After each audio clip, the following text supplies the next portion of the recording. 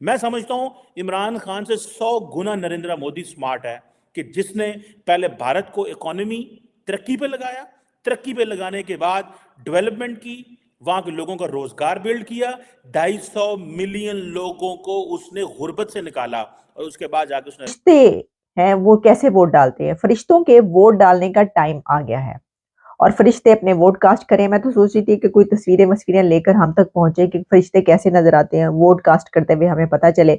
लेकिन जो साहब किसी और की बदकिस्मती पे हंसना ठीक नहीं है, बदकिस्मती पे नहीं हंस रहा। Moral of the story is कि दीज पीपल डिजर्व इट। अब मैं आप लेकिन trade with India is good for the people of Pakistan. मेरी एक आर्गुमेंट जिस भी नई हुकूमत आ रही है उसके लिए ये है कि चाइना क्या हमारे कहने पे इंडिया से ट्रेड उसने जीरो कर दी है? The answer is no. ठीक है ना? इंडिया और चाइना के बड़े वो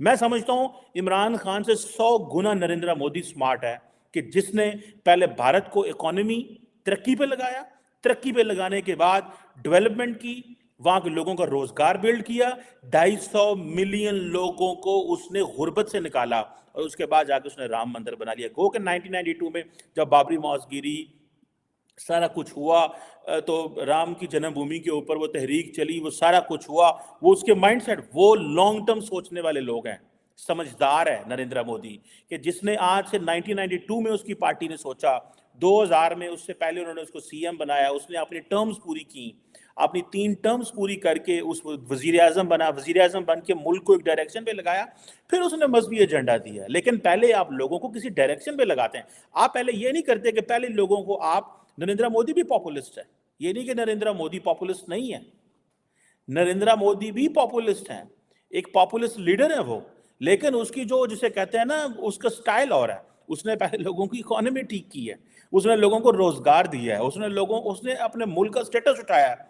हमारे जो लीडर हैं पॉपुलिस्ट लीडर, वो क्या रिश्ते हैं वो कैसे वोट डालते हैं। फरिश्तों के वोट डालने का टाइम आ गया है और फरिश्ते अपने वोट कास्ट करें। मैं तो सोच रही थी कि कोई तस्वीरें वस्वीरें लेकर हम तक पहुंचे कि फरिश्ते कैसे नजर आते हैं वोट कास्ट करते हुए, हमें पता चले। लेकिन जो पीटीआई है उसकी तरफ से कहा जा रहा है कि अब उनको हराने की, उनके वो तमाम रिजल्ट्स के जिसमें वो जीत चुके हैं उसको अब लेवल प्लेइंग फील्ड पर लाने की कोशिश। इंटरनेट बंद, मोबाइल फोन सर्विस बंद, सिर्फ इंटरनेट बंद नहीं, मोबाइल फोन सर्विस बंद। और वायलेंस किया गया औरतों के खिलाफ, बच्चों के खिलाफ, क्योंकि लेडीज गई होंगी बच्चों के साथ ना, अब घर पे कहां छोड़ेंगे उनको, इनके खिलाफ वायलेंस करा गया। पोलिंग बूथ पे थप्पड़ थप्पड़ मारे गए लेडीज को और उनकी बेइज्जती करी गई। दोस्तों, 2-3 चीजें हैं जो मैं आपको बताना चाहता हूं, बड़ी इंटरेस्टिंग है और मुझे बहुत सुन के मजा आया। अब आप बोलेंगे साहब किसी और की बदकिस्मती पे हंसना ठीक नहीं है, बदकिस्मती पे नहीं हंस रहा। Moral of the story is कि दीज पीपल डिजर्व इट। अब मैं आपको आज प्रूव करूंगा कि ये लोग क्यों डिजर्व करते हैं कि इनके ऊपर ऐसे ही हुक्मरान मुसल्लत किए जाएं और इनके ऊपर ऐसी ही फौज इनको बूटों से मारे। ये क्यों डिजर्व करता है मैं आपको बताता हूं दोस्तों। सबसे पहले और सुन लेते हैं। तो फिर बलूचिस्तान में अटैक हुआ, फिर खून दुनिया भर का बहा, और अचानक जो मीडिया था, main stream media, TV channel, उन लोगों ने अपना सुर बदलना शुरू कर दिया। और उनका सुर क्या था? उनका सुर ये था कि पाकिस्तान मुस्लिम लीग यानी कि नवाज शरीफ की पार्टी वो धीरे धीरे आगे निकल रही है पोल्स में, जबकि सच्चाई नहीं है। सच्चाई ये है कि जो इमरान खान के सपोर्टर थे वो आगे निकल रहे थे। चाहे पीटीआई का इलेक्शन सिंबल ना हो, चाहे इमरान खान जेल में हो, चाहे पीटीआई चुनाव में भाग न ले रही हो, फिर भी पीटीआई के जो सपोर्टर। लेकिन trade with India is good for the people of Pakistan. मेरी एक आर्गुमेंट जिस भी नई हुकूमत आ रही है उसके लिए ये है कि चाइना क्या हमारे कहने पे इंडिया से ट्रेड उसने जीरो कर दी है? The answer is no. ठीक है ना? इंडिया और चाइना के बड़े वो कॉन्फ्लिक्ट हैं, बट उनकी ट्रेड को वो फिलहाल मेंटेन कर रहे हैं जी। हमें क्यों इस पे, मसलन इंडिया में किताबें आनी चाहिए, इतनी मेडिसिन वहाँ पे सस्ती मिलती है।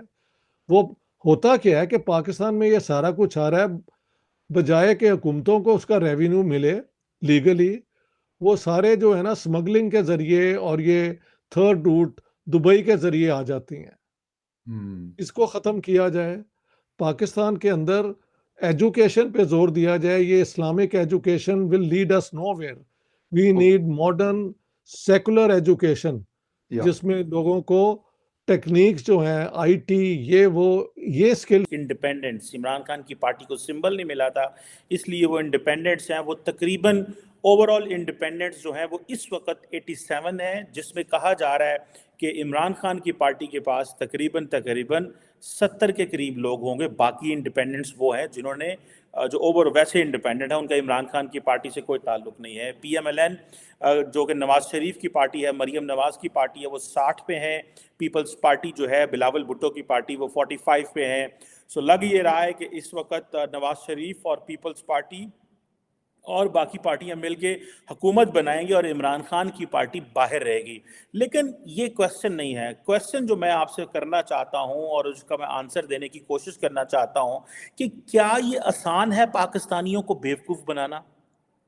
ये कितना आसान है कि आप पाकिस्तानियों को बेवकूफ़ बना सकते हैं, जो करोड़ों की तादाद में लोग आपके लिए वोट दे देंगे, इसलिए नहीं कि आपने कारकर्दगी दिखाई है। नरेंद्र मोदी की बात करें तो पता चलता है भाई उस बंदे ने इकॉनमी को 5वें नंबर पे लेके आया दुनिया में। हमें पता चला है भाई नरेंद्र मोदी जो है वो उसने जो इंडियन जो स्टॉक एक्सचेंज है उसको दुनिया में 4थे नंबर पे लेके आया। तो मैं कहूँ भाई ठीक है जी, बड़ी बात है, डिलीवर किया है। इसलिए नहीं कि 10 साल हुकूमत की है, 15 साल CM बलूचिस्तान वो रहा है, गुजरात रहा है, 10 साल वजीर आज़म भारत रहा है, तो मैं समझता हूँ डिलीवर किया है उसने। लेकिन पाकिस्तान के अंदर आप पाकिस्तानी अवाम को बेवकूफ़ बना सकते हैं अगर आप नारे मार के आ जाएं। तो जिस तरह के इमरान खान जो है, अगर आप उनकी पार्टी को देखें और उनको देखें, उनका क्या नैरेटिव था, उनकी प्लानिंग क्या थी, वो किस बेस पे जीते हैं?